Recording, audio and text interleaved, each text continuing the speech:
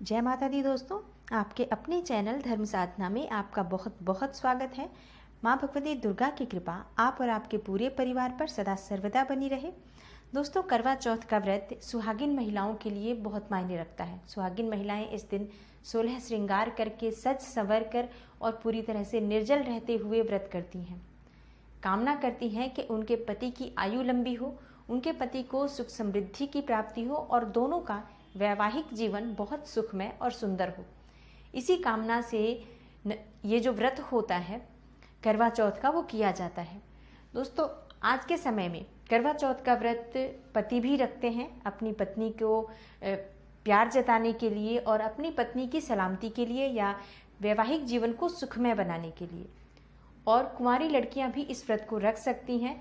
वो लड़कियां जो योग्य जीवन साथी पाना चाहती हैं वो भी इस व्रत को रख सकती हैं। और जिन लड़कियों की शादी होने वाली है और सगाई हो गई है वो इस व्रत को रख सकती हैं। इसके अलावा जो लड़कियां मन वांछित वर की प्राप्ति चाहती हैं, किसी से प्रेम करती हैं और चाहती हैं कि इसके साथ ही मेरी शादी हो, तो वो भी इस व्रत को रख सकती हैं। लेकिन दोस्तों, मन वांछित वर पाने के लिए जो आप ये व्रत रखते हैं तो पहले आपको श्योर होना पड़ेगा कि जिसके साथ आप का प्रेम संबंध है आप उसके साथ अपनी पूरी लाइफ स्पेंड करना चाहती हैं। अगर आप फुली श्योर हैं तभी इस व्रत को करें। व्रत को करने से आपकी जो भी मन की इच्छा है वो पूरी होती है। करवा माता की पूजा होती है और इससे माँ पार्वती और शिव की पूजा से मनोकामनाएं पूर्ण होती हैं। दोस्तों, गौरी माता की पूजा माता सीता ने भी की थी जब उनको मन वांछित वर की प्राप्ति चाहिए थी। मतलब जब उन्होंने पुष्प वाटिका में श्री राम को देखा था तब उन्होंने माँ गौरी की पूजा की थी और उनको पति के रूप में पाने की कामना की थी, प्रार्थना की थी, जो कि पूरी भी हुई थी। तो माँ गौरी की पूजा से मन वांछित वर की प्राप्ति होती है, इसमें कहीं कोई संशय नहीं है। तो जो भी अनमैरिड लड़कियां हैं या फिर जो किसी से प्रेम करती हैं या जिनकी सगाई हो गई है, और वो तो रखेंगी ही, रखना चाहे तो परिवार वालों से पूछ कर ही जिनकी सगाई हुई है वो इस व्रत को करें, क्योंकि कई जगह पर ये चीज़ें वैलिड नहीं होती हैं। कई जगह पर ससुराल वाले या मायके वाले इस चीज़ को नहीं मानते हैं कि आपकी सगाई हो गई है तो आप इस व्रत को करें। तो आप अपने परिवार से परमिशन लेकर ही इस व्रत को करें।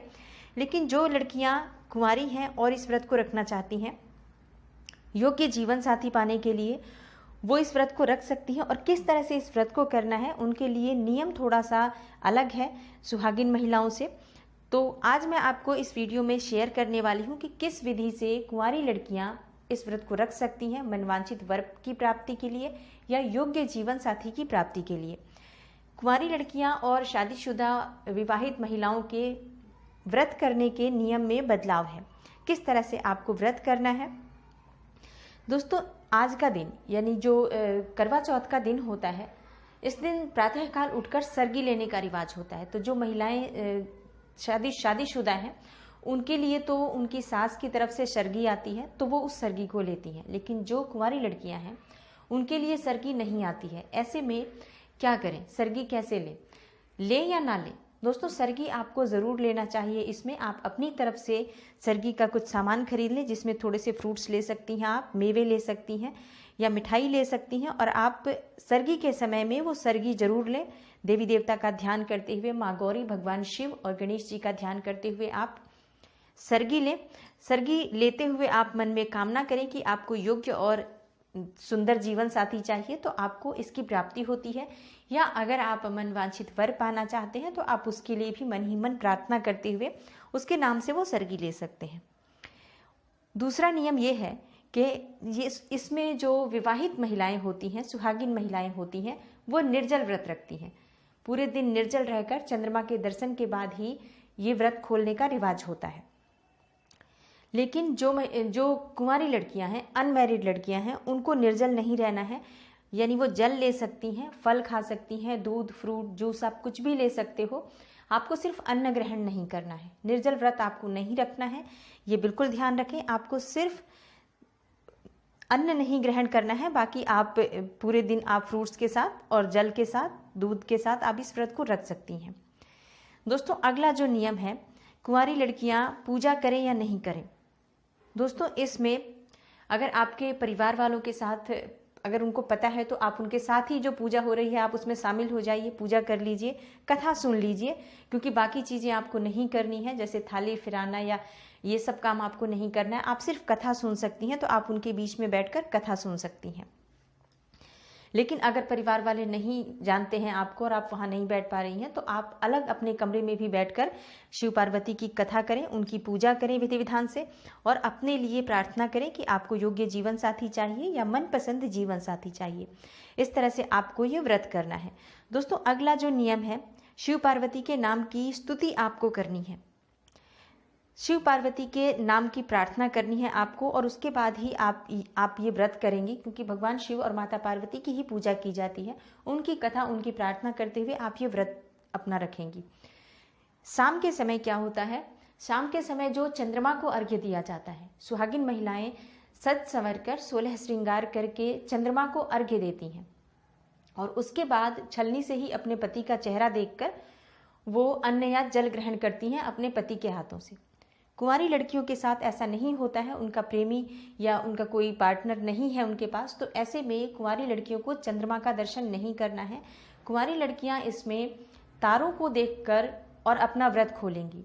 आपको छलनी यूज़ नहीं करनी है, आपको सिर्फ तारों को देखना है, और उसके बाद आप अपना व्रत खोलेंगी। तारों को देखकर आप प्रार्थना करें अपने लिए, और उसके बाद आप अपना व्रत खोलें। अपने प्रेमी की फ़ोटो अगर आपके पास है तो उसे देख सकती हैं, होने वाले पति की फ़ोटो अगर आपके पास है तो उसके दर्शन करके आप अपना व्रत खोल सकती हैं।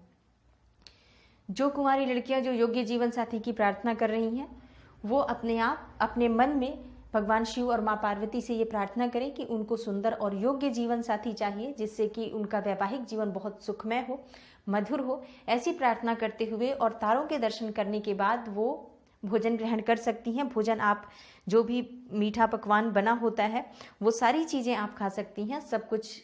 बस दिन भर जो आपने अन्न ग्रहण नहीं किया है, शाम के समय आप अन्न ग्रहण कर लें और भोजन ग्रहण करें, पकवान बनाएं और ग्रहण करें। विशेष क्या ध्यान रखना है आपको इस दिन, आपने करवा चौथ का व्रत रखा है, तो करवा चौथ में जो व्रत होता है उसमें सबसे बड़ा नियम होता है कि इस दिन काले कपड़े नहीं पहनने चाहिए। तो आपको विशेष ध्यान रखना है कि सफ़ेद या काले रंग के कपड़े या डार्क ब्लू कलर या ब्राउन कलर, इस तरह के कपड़े आपको नहीं धारण करने हैं। आपको कपड़े जो हैं वो लाल, गुलाबी, पीले, इस तरह के कपड़े, वाइब्रेंट कपड़े आपको पहनने हैं। बिल्कुल भी आप ब्लैक कलर यूज़ ना करें, वाइट कलर यूज़ ना करें। अगर इस तरह से आप इस व्रत को जब आप कर रही हैं तो आप इन नियमों का पालन अवश्य करें। दोस्तों, दूसरा आपको क्या करना है कि इस दिन आपको सुहाग की सामग्री किसी को नहीं देनी चाहिए। आप अपने सौभाग्य के लिए व्रत कर रही हैं कि आपको एक सुखद और वैवाहिक जीवन, सुंदर वैवाहिक जीवन मिले, तो आप इस दिन भूल से भी किसी को सुहाग की सामग्री नहीं दान करेंगी। बाकी सभी नियम आप पूरी तरह से पालन करते हुए इन नियमों का आप माँ भगवती पार्वती से और शिव जी से प्रार्थना करते हुए अपने मन वांछित वर की प्राप्ति के लिए इस व्रत को कर सकती हैं। कहीं कोई संशय नहीं है, कुंवारी लड़कियां भी इस व्रत को करती हैं। दोस्तों, एक बार फिर से कहना चाहूँगी कि जो लड़कियां मन वांछित वर की प्राप्ति के लिए व्रत कर रही हैं, मतलब वो किसी से प्रेम करती हैं और उसे पाने के लिए ये व्रत कर रही हैं, तो अपने मन में पहले ये विचार कर लें कि क्या आप पूरे जीवन उस व्यक्ति के साथ रह सकती हैं, तभी उसके लिए व्रत करें। कभी भी ऐसे अचानक आकर्षण में आकर आप किसी के लिए व्रत ना करें, ऐसा करना ठीक नहीं होगा। तो जब भी आप व्रत करें, आप श्योर हो कि आप इसके साथ अपनी पूरी लाइफ स्पेंड करना चाहती हैं और कहीं कोई दिक्कत नहीं आएगी, तभी आप इस व्रत को करें। बाकी इस व्रत को करने से मन वांछित वर की प्राप्ति होती है, योग्य जीवन साथी की प्राप्ति होती है। आप इस व्रत को करें। करवा चौथ का व्रत करने से सभी तरह की जो परेशानियां होती हैं आपकी लाइफ में, आपकी वैवाहिक जीवन में आने वाली जो परेशानियां हैं वो दूर होंगी और शीघ्र ही आपका विवाह किसी योग्य जीवन साथी से होगा। दोस्तों, उम्मीद करती हूँ आपको ये जानकारी ज़रूर अच्छी लगी होगी। वीडियो अच्छी लगी हो तो लाइक ज़रूर करें, शेयर करें अपने फैमिली फ्रेंड्स के साथ। चैनल पर अगर आप नए हैं, चैनल को सब्सक्राइब ज़रूर करें और बेल बटन को प्रेस कर लें। इससे ये होगा कि जब भी मैं कोई नई वीडियो अपलोड करूँगी तो उसकी नोटिफिकेशन सबसे पहले आपको मिलेगी। मैं मिलती हूँ आपसे अगली वीडियो में किसी नई और महत्वपूर्ण जानकारी के साथ। तब तक के लिए नमस्कार।